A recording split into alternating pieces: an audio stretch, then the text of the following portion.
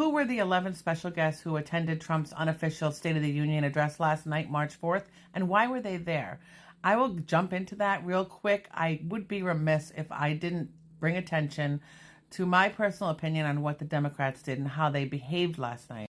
First, as many of you may know, Representative Al Green was thrown out of there at the very beginning as Trump and Vance felt he was being too loud and too passionate and emotional with what he was advocating for. My opinion, every Democrat should have walked out with him and had his back. Now, with that being said, those of you who come here know exactly how I feel about Trump. However, I feel the Democrats should have had more class and stood up or clapped, at least recognized these 11 special guests. I thought that was completely disrespectful to them. These 11 people who have suffered in one way or another, who are not politicians. So I really feel they should have stood up and clapped or recognized these individuals, regardless of how they feel about Trump and what's going on. Now let's dig into who the 11 attendees are and why they were there. First, we have Peyton McNabb.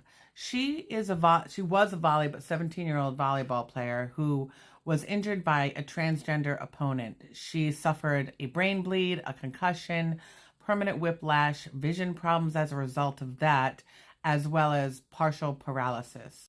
January Littlejohn and her daughter were also in attendance. Now, January Littlejohn and her husband had sued the Florida district that her daughter went to school in. Her daughter was a middle schooler at the time, and claimed that the school allowed her daughter to transition without their consent, which is untrue because she actually wrote emails to the teachers letting them know that her daughter wanted to use a different pronoun and a different name. And that was the extent of the transition. She wrote the emails requesting that. It was proved in court and the lawsuit was thrown out.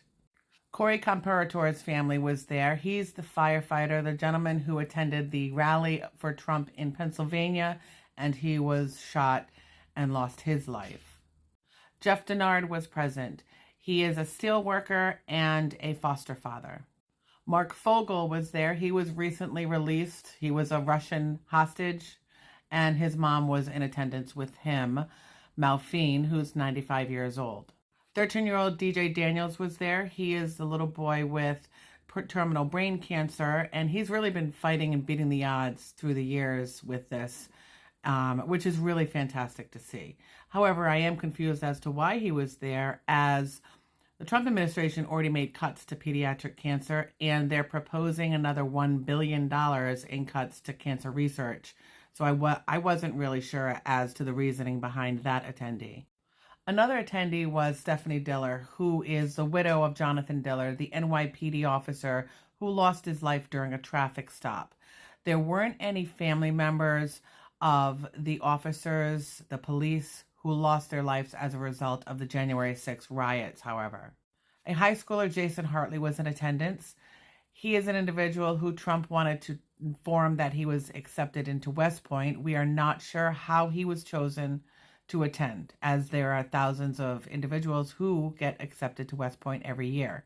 Alexis Nungare was also present. She's the mom of 12-year-old Jocelyn, who was murdered by an illegal immigrant. Lauren and Allison Phillips were present. That's the mom and sister of Laken Riley, who was also murdered by an illegal immigrant. The family. Finally, Ellison Berry was present. She is a 15-year-old victim of computer-generated deepfakes used to bully her at her school. So there you have it. Those are the 11 special guests who were present last night at the unofficial State of the Union address. Please like, follow, and share so that I can continue to bring more content to you. And check me out on YouTube. It's J Mama Jams. I'm there now, but if we lose TikTok, I will be permanently only there. I appreciate you being here as always.